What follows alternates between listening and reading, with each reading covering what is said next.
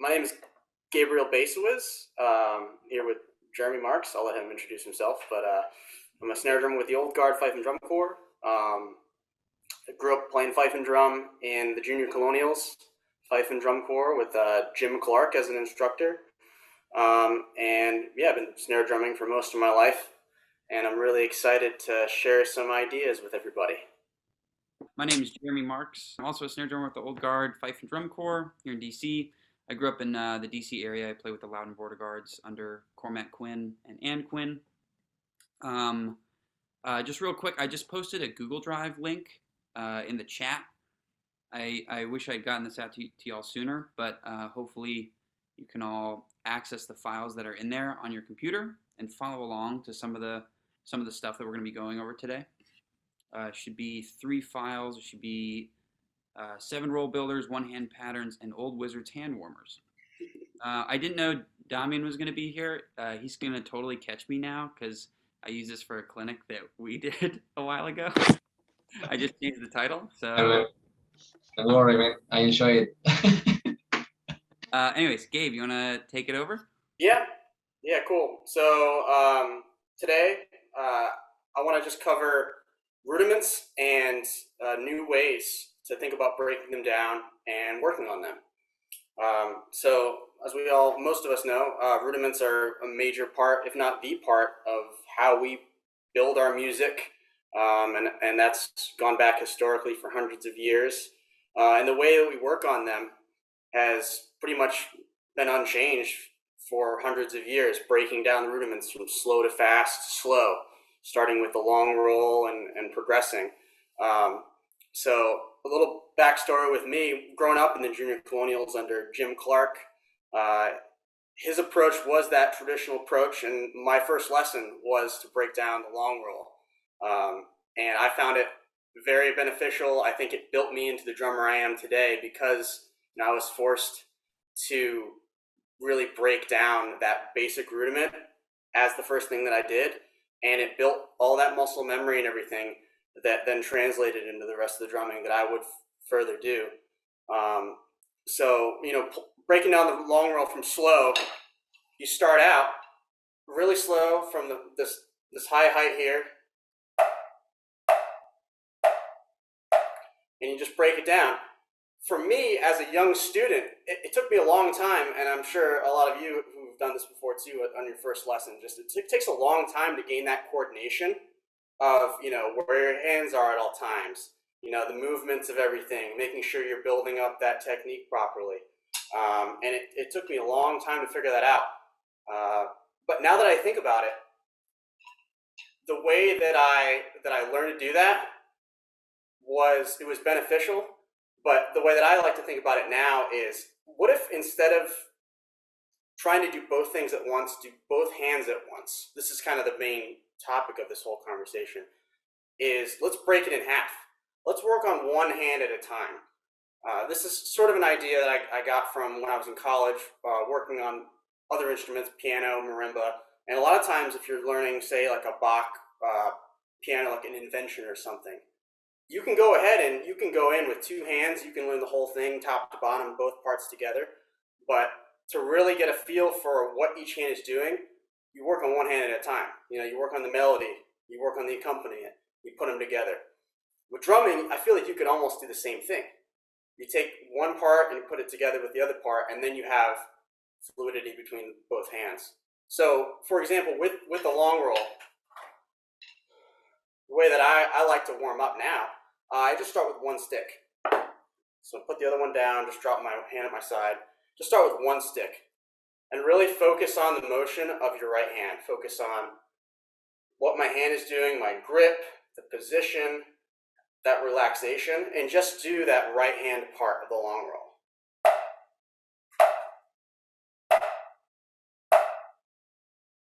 And when I'm doing that, I'm not worried about what my left hand is doing. I'm not splitting up my brain between 2 hands. All I'm focusing on is building up muscle memory in that one hand. And it unlocked a lot of stuff for me, because it unlocked that attention that I could put into those finer parts of my technique and in the motion. So another part of that is, okay, so when you're breaking down rudiments, you're thinking about where your hands have to be, thinking about the motion, but like, how are you achieving that motion? Are you throwing the stick down? Are you letting it drop? When we're talking about the long roll, for example, the way that I like to break down the long roll is that first note, you just let your hand drop.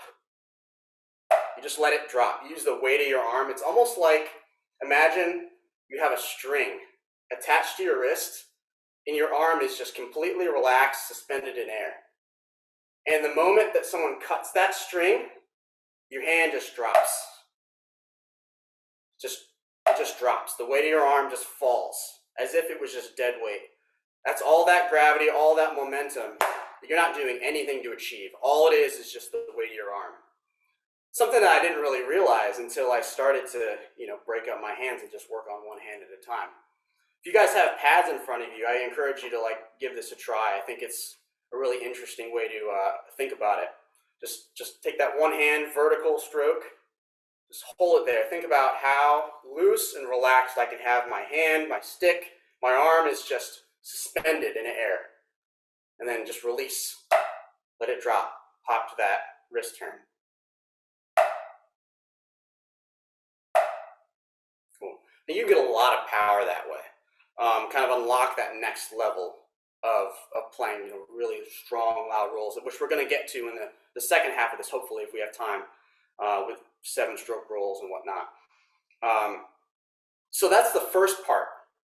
When we're thinking about, okay, we're going to split up our mind. We're just going to think about one side, and we're going to really break down that technique. We have weight, and then we also have power, right? You can throw that stick rather than just letting it drop. You can also throw that stick. So the second half of the long roll stroke off the right, you got to throw the stick from here to get it back up to there. So you actually have to apply more power down this way to get it back up. So drop, and then from here, throw.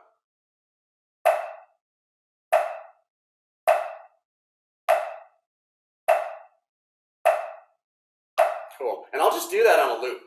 I'll do that on a loop, just feeling out my technique, making sure everything is moving smoothly and relaxed from the very get-go. And the same thing with the left. Same idea. You're not doing anything different. Just drop, and then throw. Drop, and then throw. Once I figured that out, my rolls just got so much more powerful because I wasn't guiding the stick down. I wasn't trying to be part of every part of the motion. I was letting my arms just move where they're going to go. They're going to fall with gravity. Cool. So I think that's really interesting. It's just one tool in your toolbox to check out.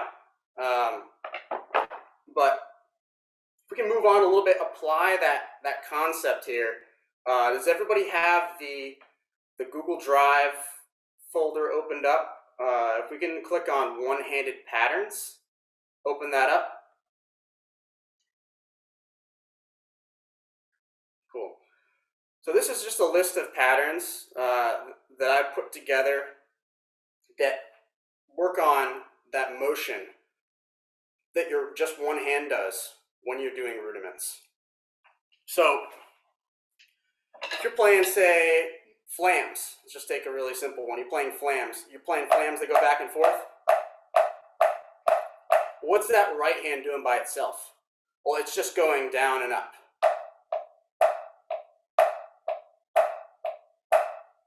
So what I like to do is actually just break that down per hand and work on that motion, making sure it's nice and smooth and relaxed. See how low I can get that grace note. I'm not worried about playing flams. All I'm worried about is the motion and fine-tuning those details within the motion. How low can I get that grace note? How am I lifting for it? Or if I want little louder grace notes, with the left hand. And you do that a bunch. You build up that muscle memory. You're just staying really relaxed, building that muscle memory, and you put your hands together, and you can turn those dials and you can change those things on the fly. And all you've done is just built in that muscle memory. So everyone on that sheet, number 1 accent tap, I call it, that could be applied to flams. Moving down, if you look number 5. Number 5 is just the skeleton for the right hand part of the paradiddle. So if you're working on your paradiddles, maybe you're having trouble getting those lower taps even, or you're not really sure if they're all at the same height, or maybe you don't want them all at the same height. Maybe you want to shape them in different ways. Whatever the case may be, let's take away that left hand. Just work on one half of it.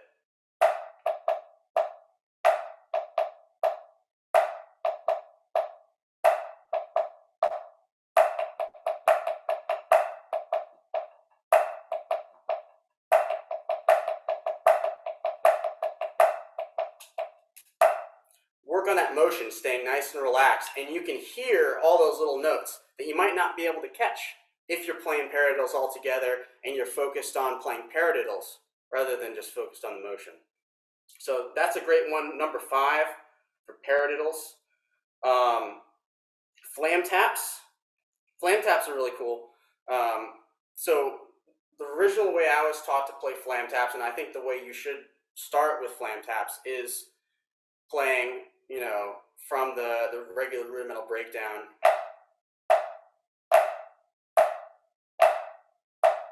Really slow, working on that up. As they get faster, there's a kind of a bridge I found between going from those slow flam taps to fast and getting them up to those higher and higher speeds. That if all you do is ever play the slow, controlled kind, your muscles never really learn that relaxation part of that flow to be able to play those fast flam taps. You're so worried about, where are my sticks at all times? So if you check out number 7, 3-stroke, we're taking just the right hand part, or the left hand, depending on when you start part of the flam tap, one half of the flam tap, and just working on that nice relaxed motion.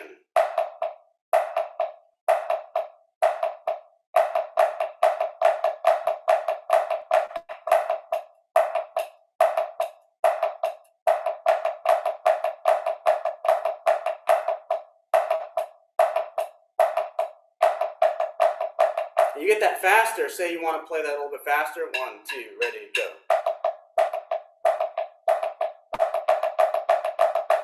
Or even faster.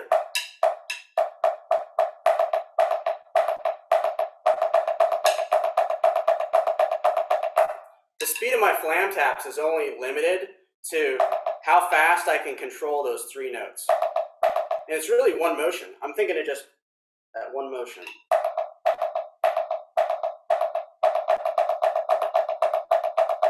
Cool. Here's another example. We've got flam accents. If you look at number 4, playing flam accents, right? Take away one hand.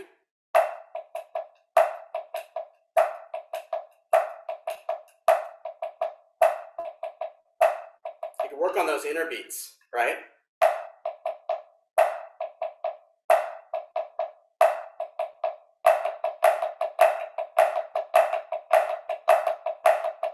And again, the speed of those flam accents is, you're only limited to how fast can you get that motion on each hand.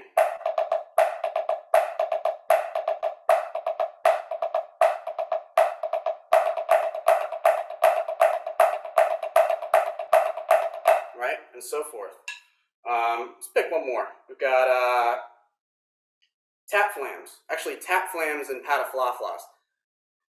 In studying this sort of thing, this is really interesting. So, tap flams, pataflaflas, both Swiss rudiments, right? They come from a lot of the Swiss parts will have these patterns. The core pattern, on this sheet, it's the same motion. Let me show you. So you're playing tap flams, right? Maybe you have a pattern like this. Or tap flam, pat a fla fla. We had that in a lot of our music in the company books. I think in like Trenton, maybe there's a part that's like that. If you take away one hand, your right hand is doing this.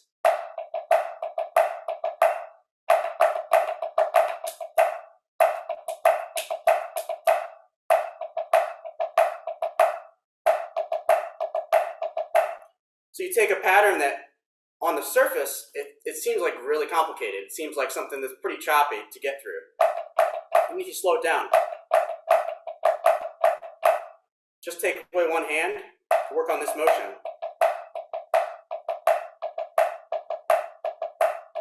Cool? And that's the same motion for pat-a-fla-flas and tap flams.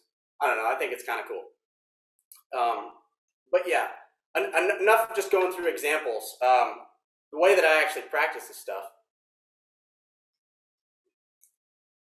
I'll do it a couple different ways. So I'll go like run it down like a rudiment, slow to fast to slow, or I'll actually put on a metronome and make sure I'm lining all those rhythms up accurately at all sorts of tempos and all sorts of dynamics. So, for example here, if I pull up a metronome and say, okay, we're going to play this at, let's see here, I like to use the eighth note as well so that it's a little bit more accurate. Instead of just the quarter note, you have a subdivision of eighth notes in there too.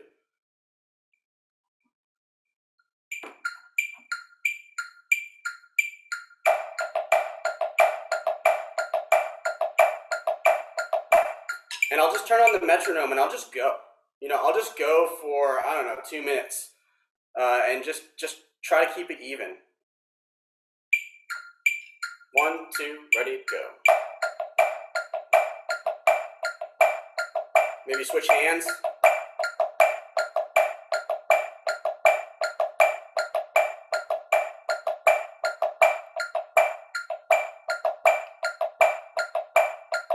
And just hone in. Like I'm looking at my hand, I'm looking at the motion, I'm listening to the pattern, and I'm just trying to keep it even, and I'm trying to keep my hand relaxed the whole time. You heard right there was some, you know, little glitches in my pattern, so maybe I'll slow it down a little bit. Go a little bit. We're at 70 beats per minute with the eighth note. 1, 2, ready, go.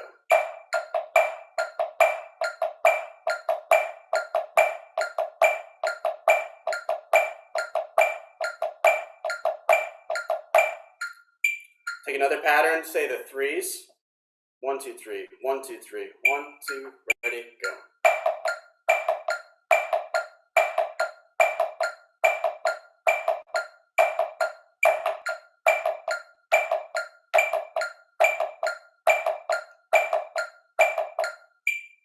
And I'm just feeling how that pattern feels in my hand as it continues and as it goes and goes and goes.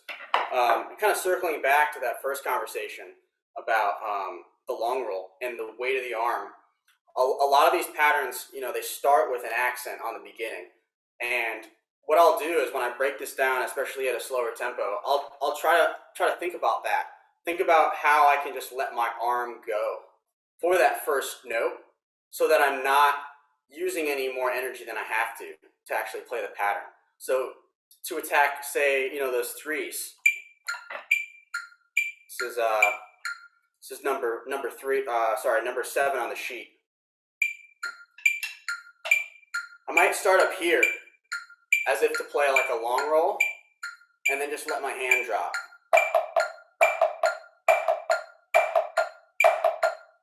Maybe I'll play one at a time. I won't play it on a loop. So maybe I'll just play one and then stop.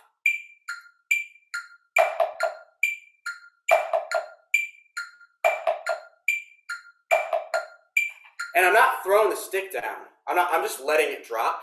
And then for those subsequent notes, I'm using just enough in my hands to make sure that they're even.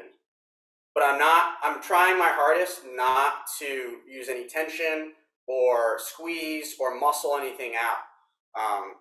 It's the same way that when we break down rudiments in the traditional way, slow, from up here. you're trying your best to just stay even and relaxed the whole time. It's kind of the same idea. You want to make sure that everything is relaxed and you're just letting your hands fall when you do that.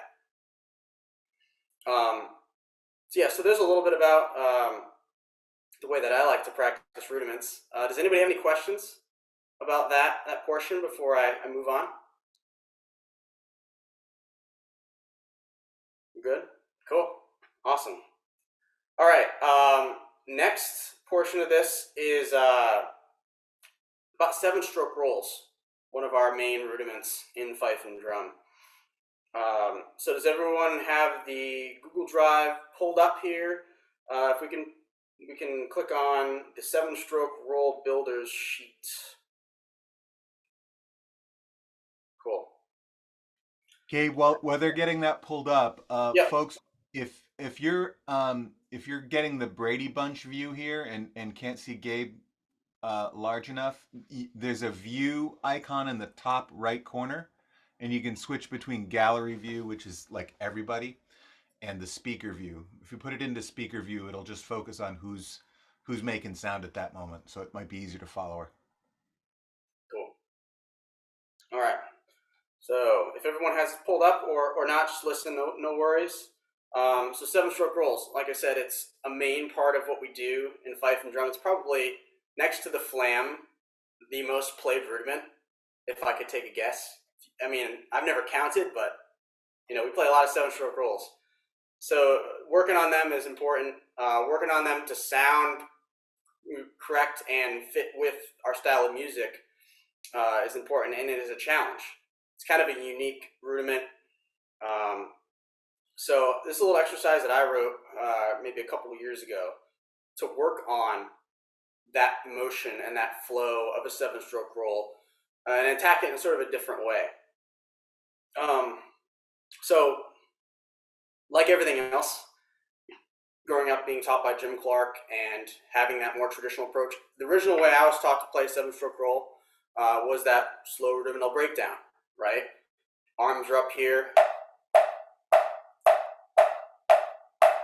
And then over the course of many months, right, you build it up until you can play it at speed. Along the way, it can be easy to start to do weird and different things, and before you know it, by the time you get to playing fast 7-stroke rolls, maybe you're doing something weird with your technique, or maybe they're uneven, or the taps or the diddles are uneven in there. And then you have to go back and correct those things. The whole point of this exercise is you're breaking down the 7-stroke roll, but you're doing it in a way that you're always focused on the sound and the motion of that rudiment. So starting at number 1, we have just the skeleton of the roll, just a triplet single motion.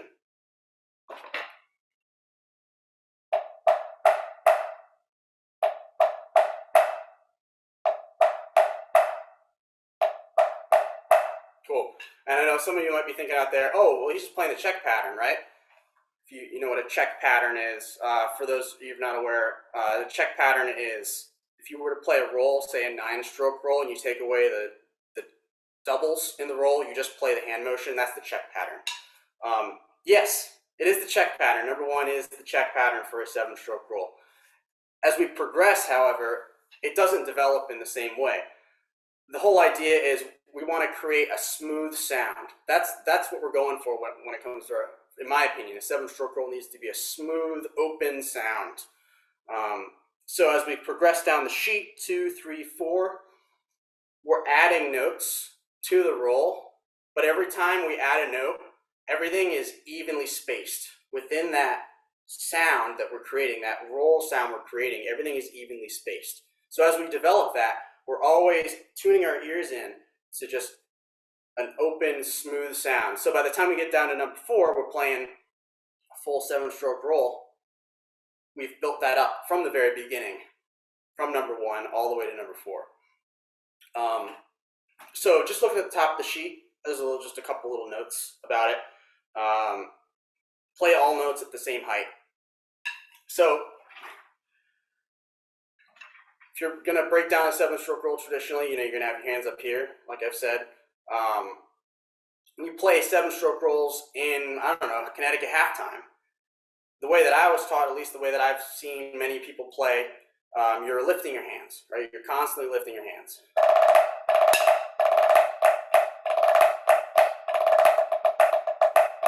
Right, everything comes from up here. So when you're working on this exercise, I like to think about every note starting from up here. And regardless of the articulation on the notes, which I'll get to in a second, everything is attached from up here. And then as that roll grows, you're just adding intensity to each of those notes. So to do that, we have these articulation marks. I think most of us are probably familiar with accents. You see that in pretty much any style of music. But tenutos, this is something that I've seen more and more in drum music. I grew up seeing staccato marks for this purpose, but I think visually a tenuto looks, it looks like it's related to the accent. It's basically like a half accent. You have an emphasis on the note, but you're not actually accenting the note. And I think visually it looks like it's like half of that accent mark, right? You have like one line and then the accent is 2 lines. So I think it works. So in executing, say number 1, everything starts from up here. That first note, it's gonna be rather light, but it starts from up here.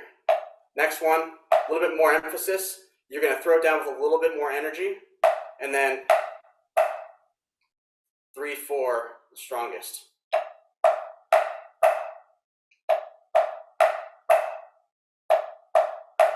So the motion's always coming up from up here, but you're working on the sound, that full sound from up here, rather than another way you could approach this is, which I don't think would build that same like big ancient roll, would be to actually play it from down low,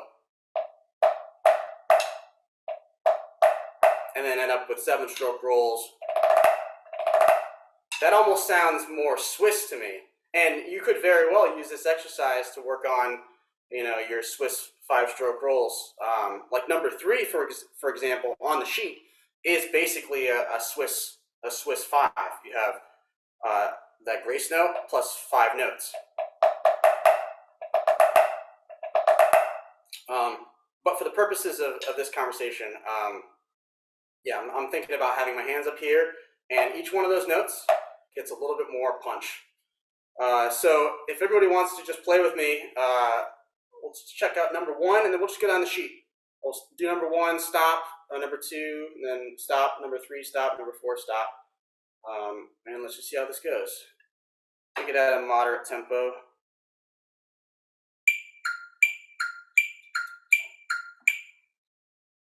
Here we go. 1, 2, 1, 2, ready, go. Sorry, I forgot how to play a triplet for some reason. That was weird. Let's try that again.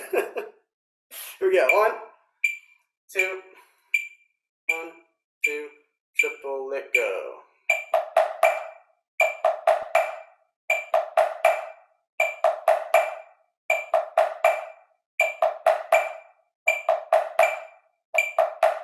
Cool.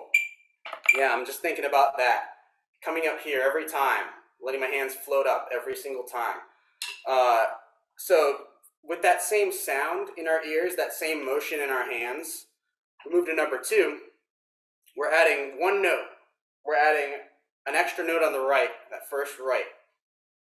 Everything else is the same. The timing is the same. So the 4 notes before the end of the phrase, you've got just a little bit squished together. There's 16th notes now instead of a triplet.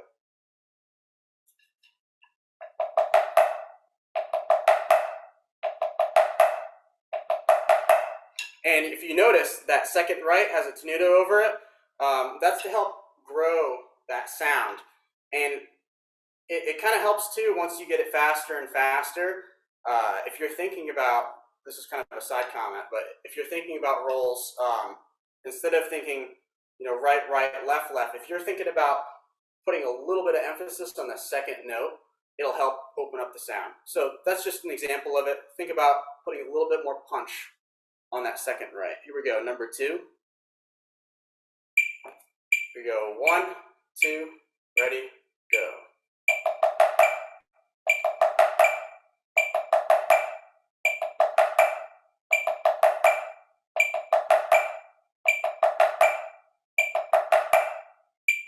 Cool. Yeah, just getting our hands up every single time. Let's try this. Let's do number 1 and then number 2 back to back, and see if you can make the sound and the intent of those the same. Just adding one more note when you get to number 2. Go, 1, 2, ready, go.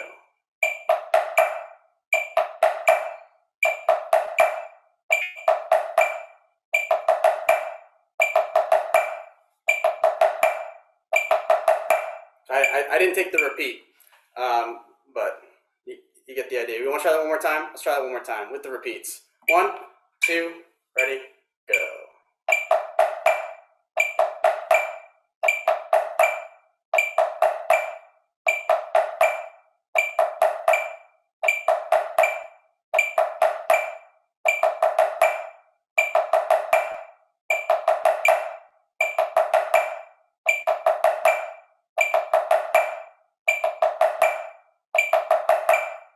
Cool.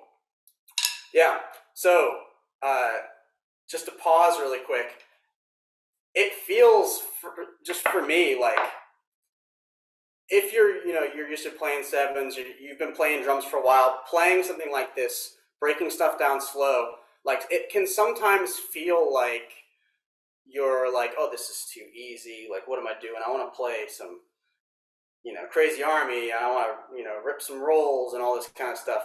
I find that breaking stuff down really slow and paying attention to every single note, it helps everything. It helps develop all those details in your fast playing. Because if all you do is just run through tunes and you never touch on those little details slow, then those tunes that you just run through, they're never going to really improve. They're just going to stay that you've always run through. So if you feel like this is like a little bit of a snooze and we're just playing easy rhythms, bring it back and focus on every single note and think about placing every single one of those articulations to make that sound better and better each time. So let's check out number 3. So we're adding one more note. This time it's on the second left. We're going to have a double. So left, right, right, left, left, right. Like I said before, it's basically like a Swiss 5-stroke roll, if you want to think about it that way. The flam 5. So here we go, number 3. 1, 2, ready, go.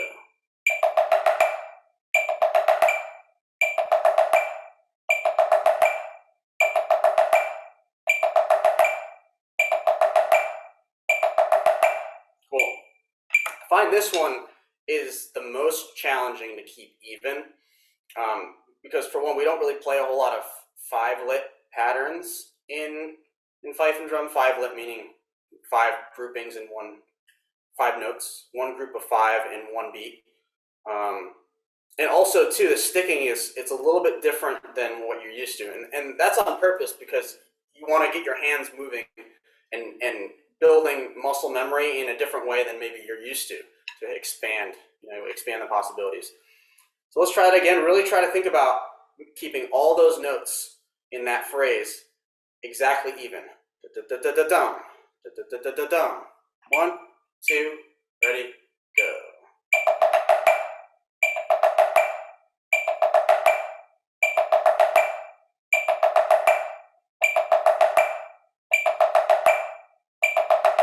Cool. And the last one, just 7-stroke rolls, nice and open. 2, ready, go.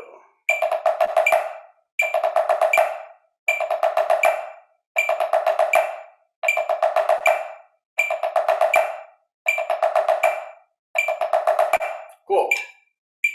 Let's try all 4 strains back to back, and again throughout. Just keep that phrase and that intent with each figure the same as you progress through. Let's try a little bit faster. Starting at number 1 all the way through. 1, 2, ready, go.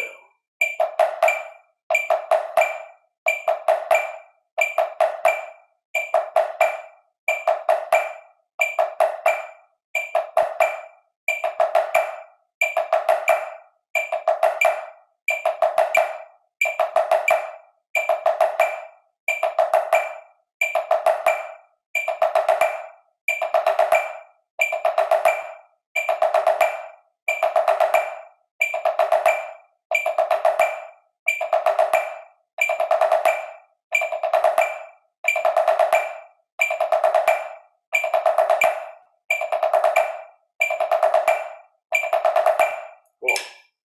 Yeah. So once you get this a little bit quicker and quicker, you'll start to feel how that continuous motion. There's less hang in the air. I feel like at this tempo, like it's so slow because I really want to work on every single note and make sure the rhythms are even. It's so slow that it doesn't really feel like I'm playing 7-stroke rolls. But say we bump this up a little bit more, you kind of get to hear it in reality, what this actually works for like a 7-stroke roll in reality. Here we go. This is a little bit under what we normally play, but we go 160. 1, 2, ready, go.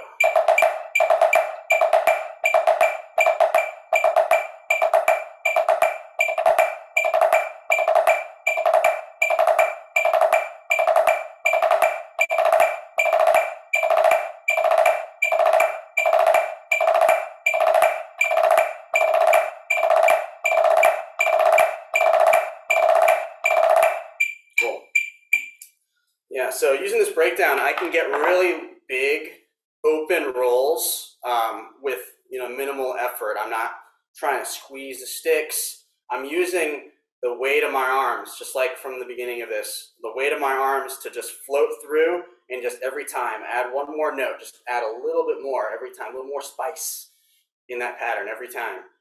And by the end, I'm playing, originally it was just triplets this big, now I'm playing 7s this big. And that's one of the cool things, just a personal thing for me. Like, one of the cool things about our style of drumming is seeing guys and girls who can play rolls that are like big rolls with their arms and all this power on this big drum. It's definitely a special thing, and you don't really see that in any other style of music, not in the same way. So anything that I can do to work on that skill and try to at least play in that way, it's something that I'm really interested in. So yeah, that's all I have on 7-stroke rolls. I guess one more thing, you can do the same exercise at different dynamics too. So you can, instead of working everything up here, say we play soft rolls too, that same motion that we're doing up here, just bring it down. And think about each of those details, but within just a small little box, little bubble. Piano or shaded 7-stroke rolls. So, like, this exercise, especially because you're breaking it down, there's way more little things that can go wrong in that rhythm. Here we go, all together. 1, 2, nice and low.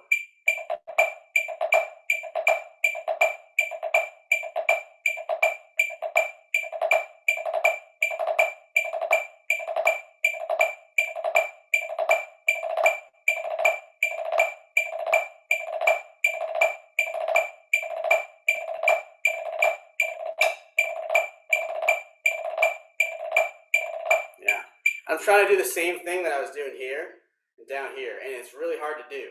It's really, really hard to do because if you're playing soft rolls, maybe you think I'm just gonna drop them in there.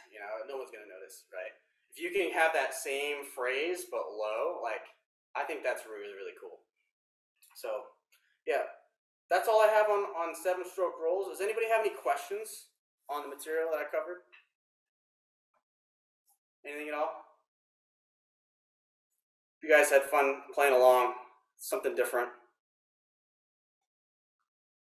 No? I've Good? never seen Gabe. I've never seen a seven broken down that way. That's fantastic. I love it. Great. Yeah, I was just going to say the same Yeah, thing. It's thank it's you. this is a really new way to look at practicing these rudiments. Mhm. Thank you. You're welcome. Well, if there's no questions, I'll turn it over to Jeremy Marks. Gabe, you had a question in the chat. What program do you use to write out your music? So I use Finale. Mhm. I'm not sure what version, and I just use the stock Finale, and I make little tweaks myself. But I have a couple templates if anybody's interested. Just shoot me a Facebook message or whatever, and I can get those to you. Hey, Gabe. Yes. So thank you for the class. And I was wondering, the seven-stroke roll, focusing on that reminded me of like a lot of military drum calls, especially the American Civil War stuff, Mm-hmm. like for like Yeah. the three camps. Reminds me of the bits of the three camps as well, I think, or the good. Yeah, for sure. I mean, that's all roles, the three camps. So yeah, it's very, very similar. I was Oh, gonna ask you, sorry.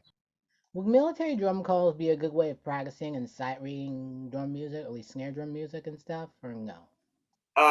I think it's its own type of music that I find challenging to sight read. So if you can sight read the Heart Book or Bruce and Emmett or like the Ashworth Instructor, if you can learn to sight read that, then all the power to you. But I'm I mean, in surprised terms it'd be of that. I'm surprised it's that stuff would be that difficult, or is it supposedly, or is it just because the music, like the calls themselves or something, or well, I mean, if you look at the original engravements, the style that they would notate in is not the same way that we do today. So it can be challenging to read if you're not used to reading that style. Um, I kind of gave two examples of notation style in this. This sort of Swiss notation. I should have explained that. I kind of assumed that everybody understood, but I'm sorry for assuming.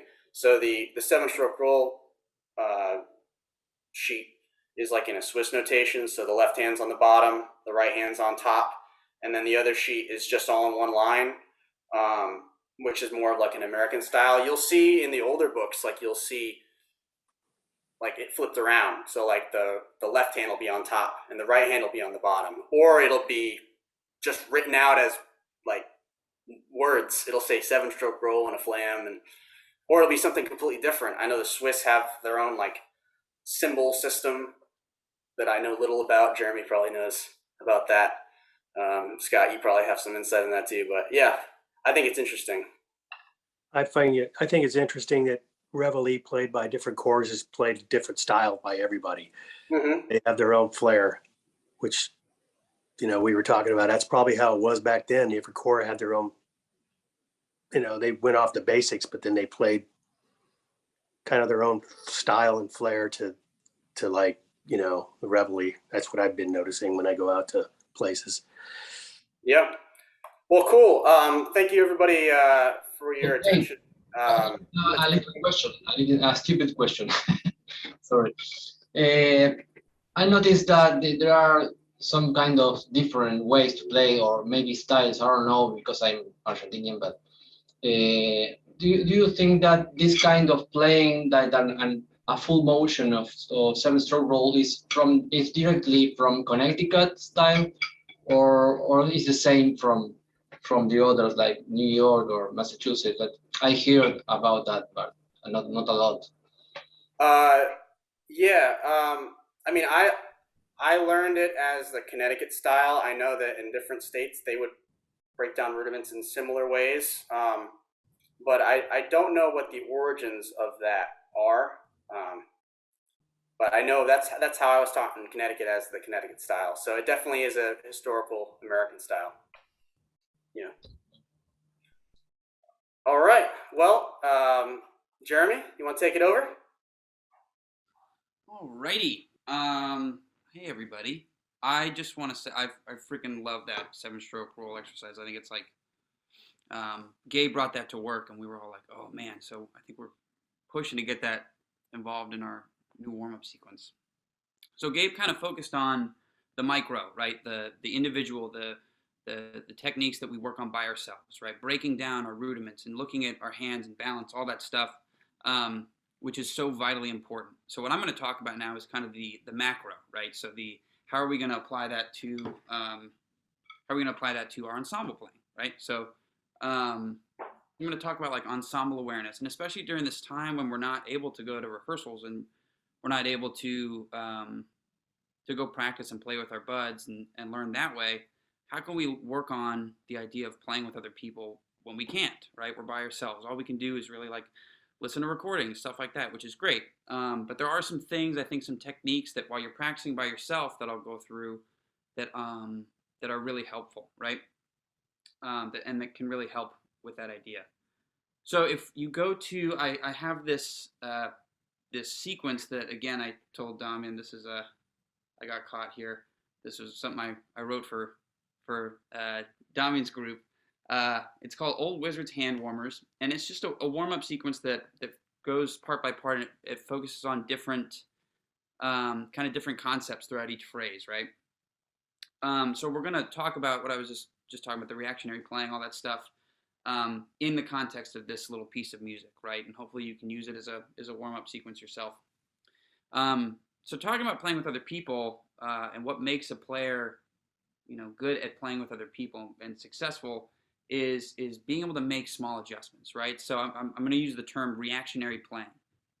And just a disclaimer, some people talk about reactionary playing as a bad thing, right? We don't want to be the guy in the line that doesn't know his music and is just trying to follow along.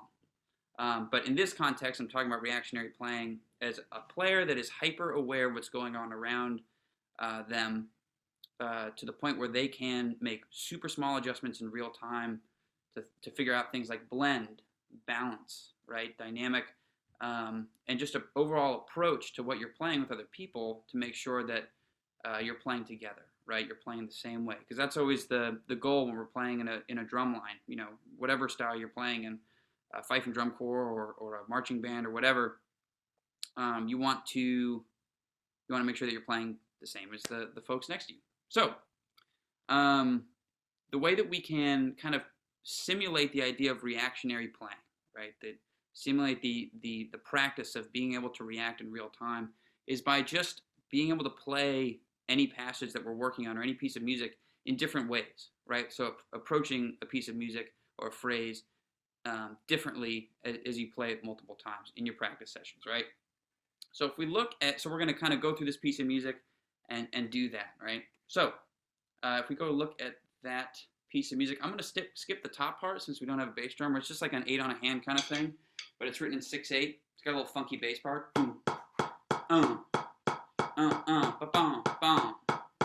It's from a TV show called Fargo, so that's why it's called Ode to Fargo. But we're going to start with right where it says Old Wizard's Hand Warmers, where it has the 16th notes, doubles on each hand. Okay, so we're going to start with that part. It's mostly just double strokes, then it's going to throw some 5-stroke rolls in there. If sight reading isn't your strong suit, just kind of follow along and check out the concepts that I'm going through with each of these phrases. It's not a big deal, and you can work on this stuff later on. Anybody that hasn't read music like this, it's the right hand above, left hand below. Okay, so we'll start with that top part. I'm going to have a metronome going. Hopefully, let me know if you can't hear the balance between the pad and the metronome. But I'm just going to play that first part repeated twice, right at the 2/4. Here we go. 1, 2, 1, 2, ready, and.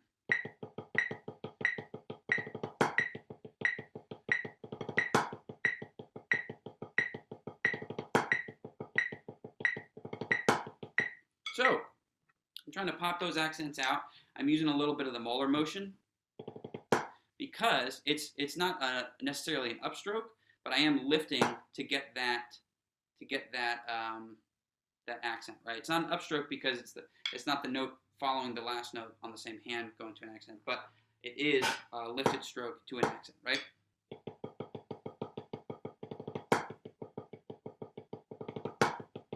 Cool. So we played it just kind of stock. I'm sure we all have our general interpretation, right, of how we just played that and how we just thought of it.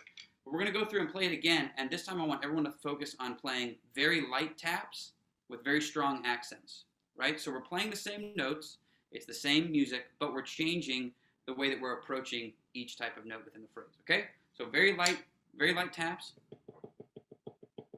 and very strong accents coming out of the rolls. Ooh, click my sticks. Let's try that. 1, 2, 1, 2.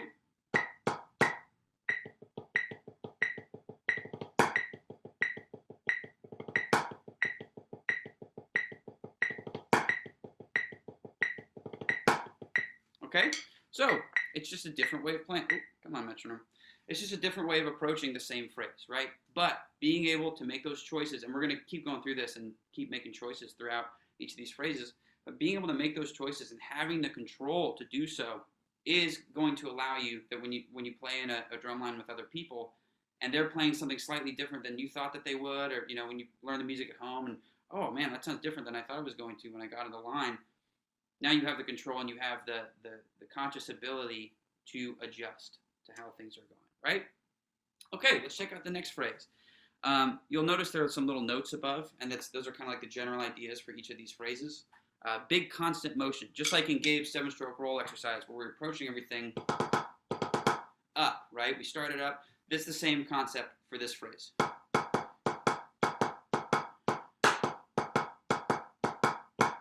So we want the hands to dance up in the air. And Gabe, again, mentioned this earlier. This is a big thing in this style of drum, in fife and drum, right?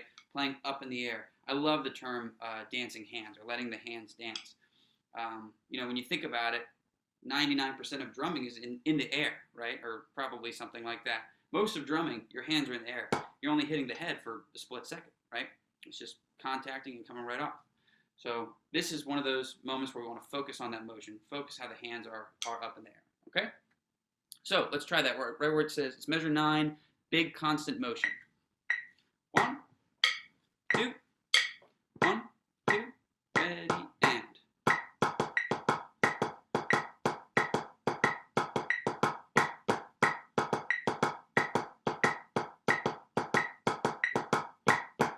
Cool.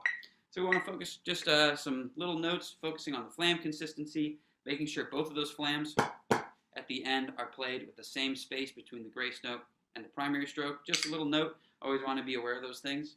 And when we're playing at this tempo, it's really easy to allow 16th notes and 8th notes, allow the spacing between notes to kind of get muddled, right? So I noticed myself playing the space between the 16th and the 8th a little too small. So just a note, we're trying to be hyper-aware again.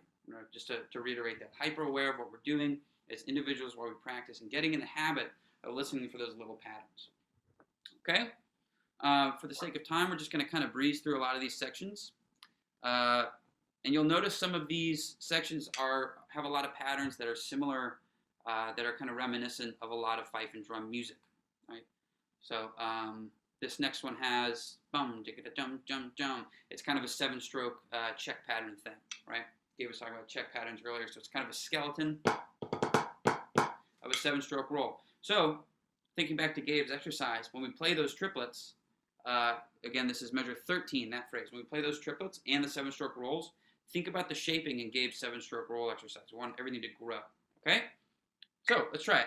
Measure 13. Jum, jigga jum, jum, jum, jigga jum, jum, jum, rum, jum, jum, rum, jum. 1, 2, 1, 2, ready, and.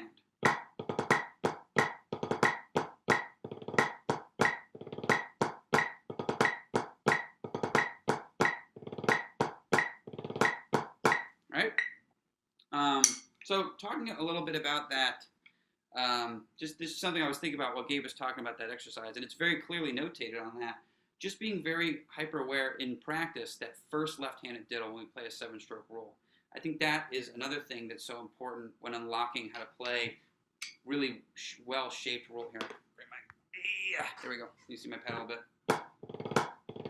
playing rolls that have a nice shape to them, making sure that you're being very conscious of the touch in that first left-handed double stroke, right?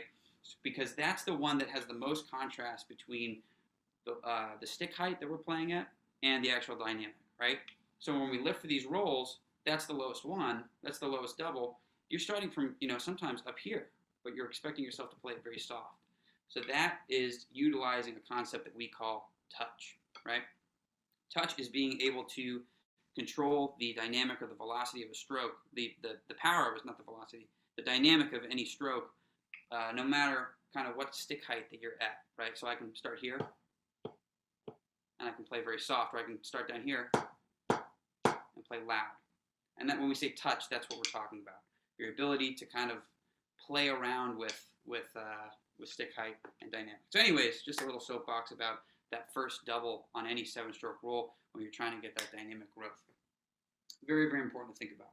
All right, let's move on to measure 17. It says strong accents, light taps. Oh, and sorry, I forgot the overarching concept of this whole thing. We're going to do the measure 13 one more time, and we're going to change how we're going to approach it, right? So that was kind of a stock thing. We're playing just about mezzo, forte, forte at times, and we wanted to grow those triplets. This time, let's think about, and we all know from Fife and drum corps to Fife and drum corps, roll interpretation changes. So let's think like more zippy, more tight with the triplets. Let's wait a little longer to play the triplets. This is what I'm talking about.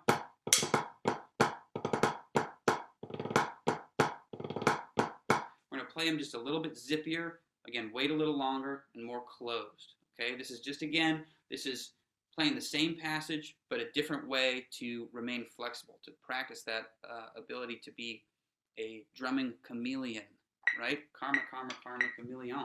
Here we go. Same thing, tight on the triplets, tight on the rolls. 1, 2, 1, 2, ready, and.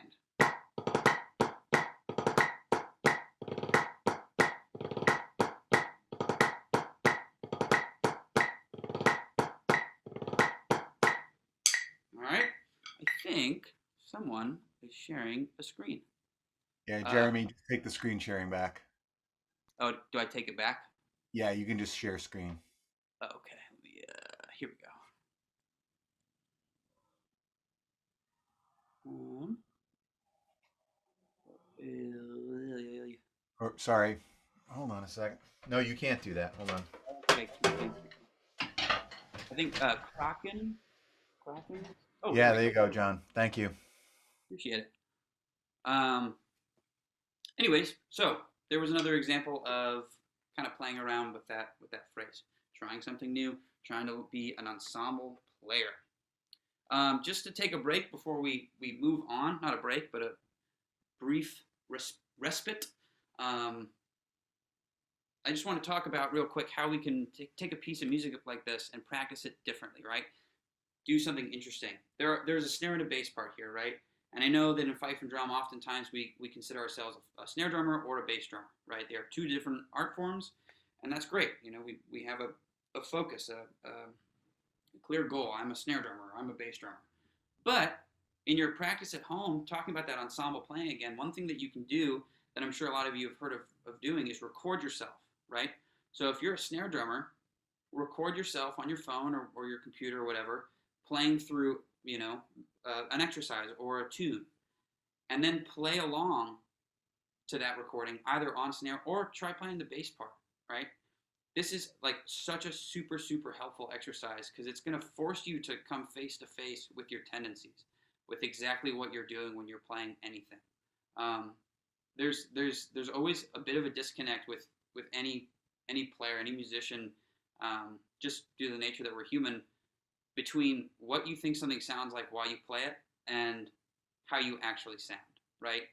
And that's not to say that if you think something sounds good, it doesn't. It's just to say that there might be minor differences that you're never picking up on because your brain is so hyper focused over here on dynamics, and meanwhile your tap quality, your rhythmic quality is gone by the wayside.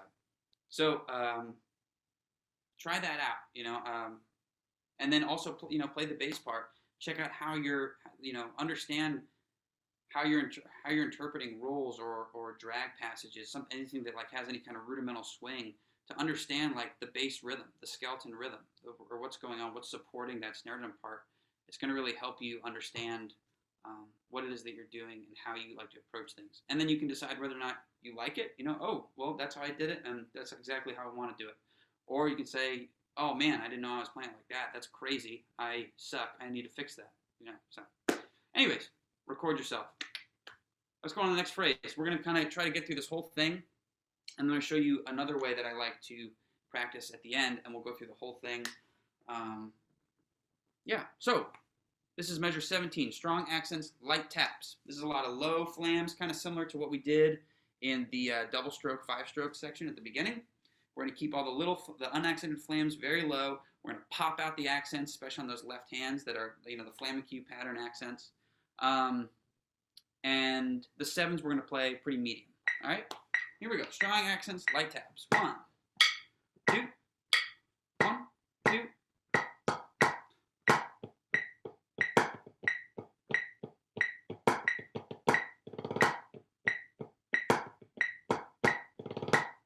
Repeat. Sorry.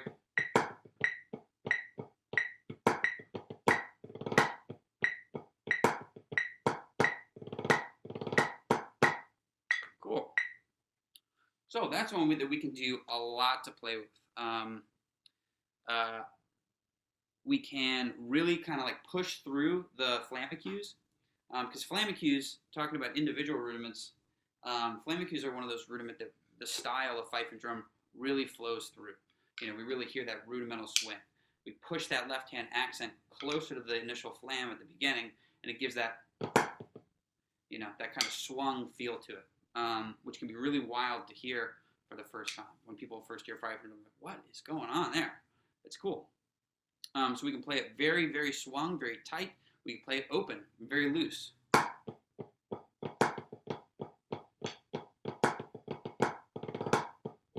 Right? So these are just some ideas.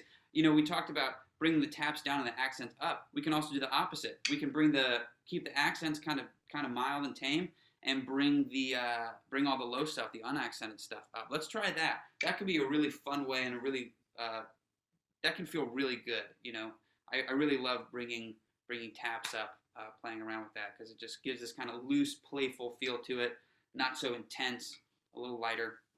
Let's try that. Strong accents, lighter taps. Measure 17. We're going to bring the taps up and the accents down. 1, 2, 1, 2.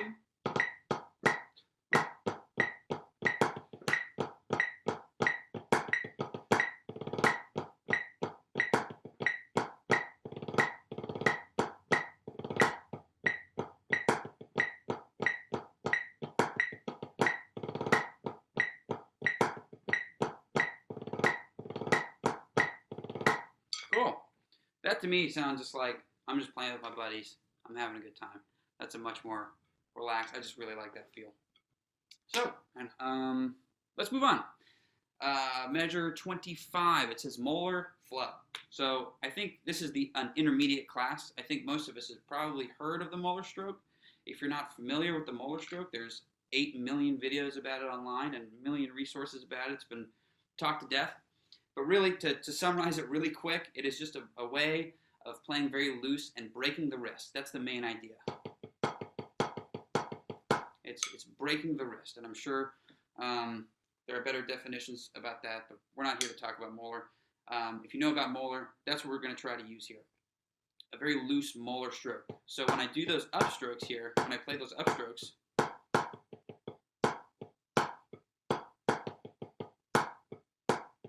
I'm breaking the wrist. I'm not leading with the tip of the stick, right? I'm like leading with the middle of the stick, if that makes sense, in that path of motion, right? Not leading with the beat, letting the wrist break upwards, okay?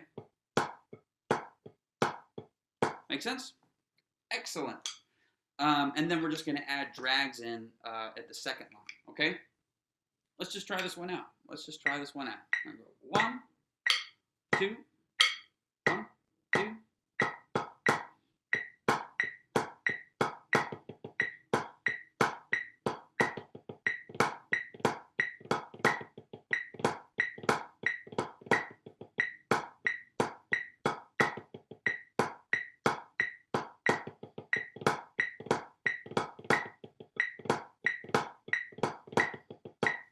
I am just rushing all over the place today. So there's a reminder: use a metronome, because I feel myself rushing through a lot of these patterns, and that's not good. We want to be able to play. If we want to rush through passages when we're playing in context and performance, that's cool. That's your intention. But being able to play in time, obviously, is the goal. So what are some ways? I'm going to ask a question here, involve the group. What are some ways that we can play with this? What are, that we haven't talked about yet? We've talked about playing around with the levels of the taps and the accents, or playing roll zippy. We don't have any rolls here. What in this phrase could we do to change the character, to play around with it? Cricket. I'm gonna wait. Don't care.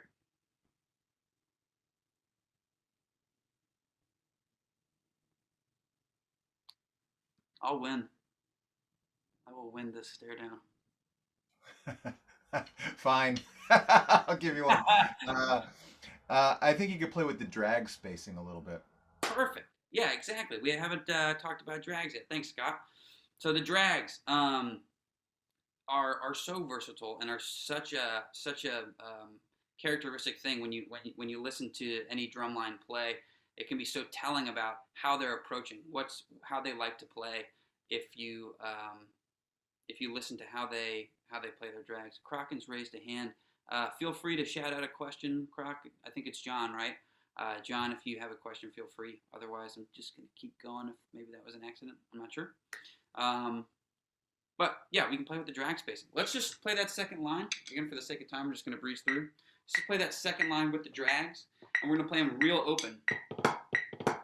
All right, everyone together. 1, right on the drag part. 1, 2, real open drags.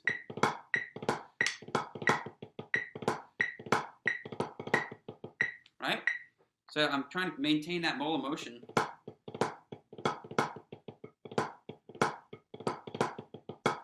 Maintaining the same motion, but I'm playing around with the drags, right? These are all things.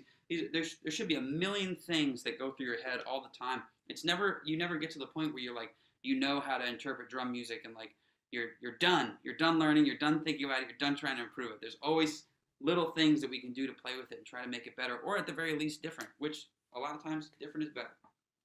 All right, this is the last phrase we'll do. The phrase down at the bottom is just kind of a fun tag at the end of the exercise. It's in Spanish, I believe it is crisp and juicy, which is the name of a chicken restaurant right across the street from my house. But anyways, we'll do measure 33. Strong accents, lift for rolls. So we're gonna, all those rolls, these ancient style rolls, the 11s and 15s, have a crescendo written under them. So back to that light diddle at the top, at the beginning of the roll. Think about that. When you lift for the roll, nice, soft, apply that touch, and then grow through the roll. Okay? Here we go. That phrase, 8 bars repeated. 1, 2.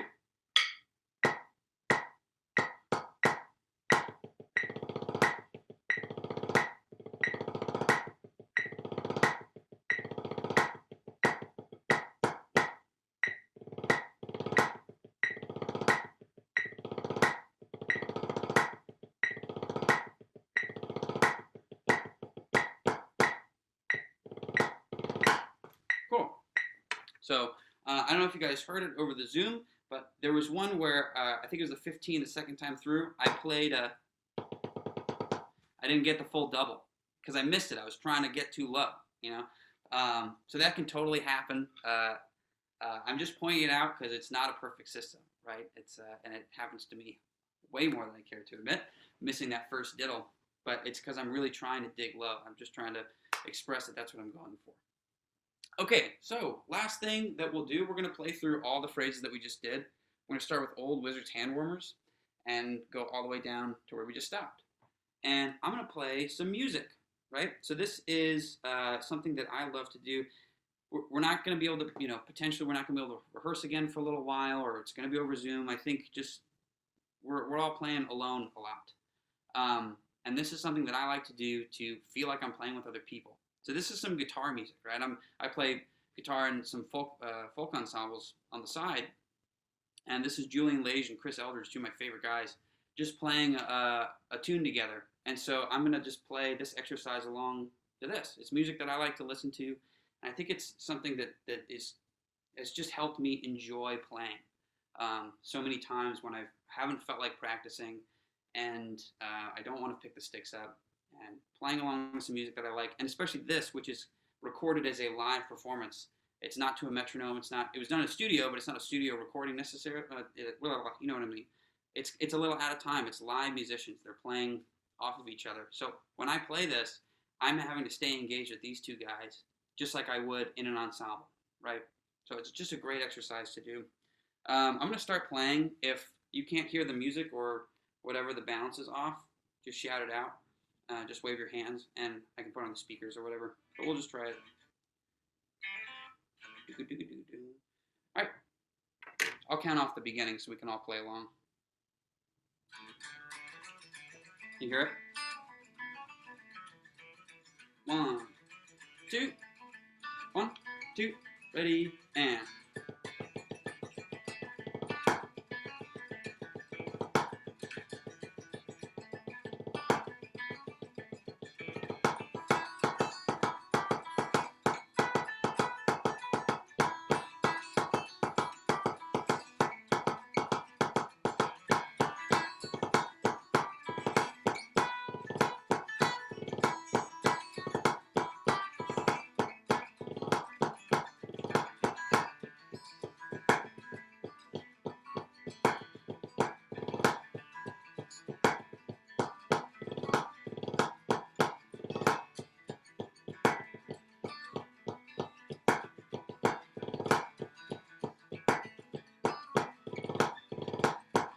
I have to turn the page, I'm sorry. We'll wait till the end of the phrase and we'll jump back in with the molar. Side to page turn. 1, 2, ready, and.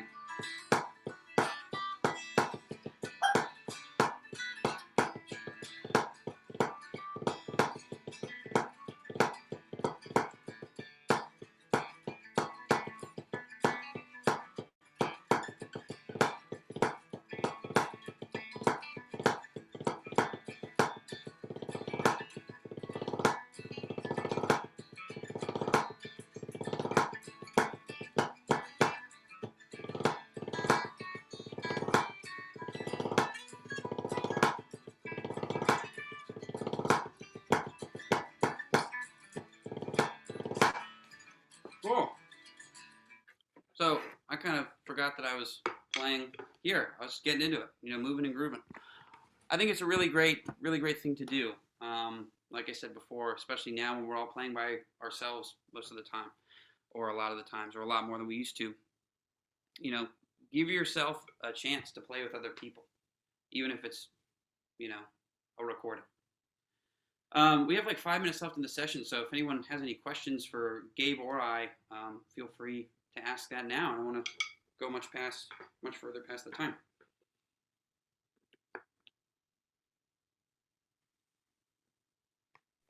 Well, as far as you talking about playing with other musicians and kind of going with the ebb and flow, that's how I'm self-taught. This is all new to me. I mean, I've only been doing this Fife and drum stuff for a few years, but I was a drummer in a rock band and all that stuff, and country band and all that. And that's like so valuable to just, everything doesn't have to be a machine, because you got to go with the emotion of the music. Absolutely. That's one of the things that drew me to Fife and drum in the first place as a kid, Yeah. I grew up listening, playing in the high school marching band, and everyone was really into DCI, and it was like, well, this is what the metronome is, so this is what the correct answer is, as opposed to this is music, and we're gonna, we're gonna add some humanism to it and add some emotion. Yeah. That's all.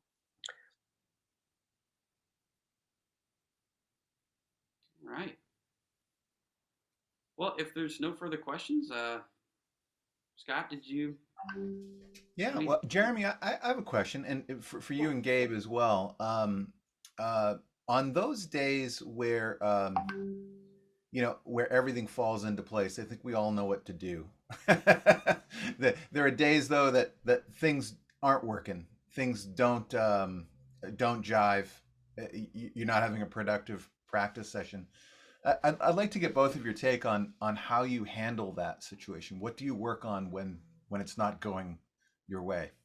Yeah, that's a really, really good thing to think about. And when you get into that session where things aren't going well, it's like we've all fallen in the trap of like the brain cloud where it's like, well, why aren't things going well? And why am I not playing this well? And it just gets worse and worse and worse, right? So this is something that that can be practiced as well, is that kind of like remembering to step back for a sec. And what I try to do, especially if things are going really bad, instead of like putting it down, I'm not going to play anymore today. I'll just play for fun, and I'll just improvise or just play a double stroke roll while I watch TV or something, anything to just move my hands. There's I read something one time about how we only have a certain amount of willpower every day. We have like a reserve of willpower, and some days you're just out, and it's not like there's a mental trick that you can just get back to it. And I don't think it's bad at all to sometimes just accept that and try to make your practice session fun. Try to just move your hands and do anything that you can that day, kind of out of necessity. Like just whatever you can do to survive and keep playing. Do that. Play along to some music or whatever. So that's what I'd say. Gabe? Yeah, man, you covered it. That's a great way to explain that. That's funny you mentioned, just turn on some music and improvise. That was me in high school. I come home from school and sit on my pad, put in my headphones, and just like jam out. Like not even play any like written music, just play. Listen to music and just play rudiments. It's just fun. So very good. Great answers. Thank you. Well, when it's not going my way, I'm going to go start with the one-handed exercise. Okay. I'm going to break it all the way down. I like it. It's really helpful. Cool. Glad you enjoyed it.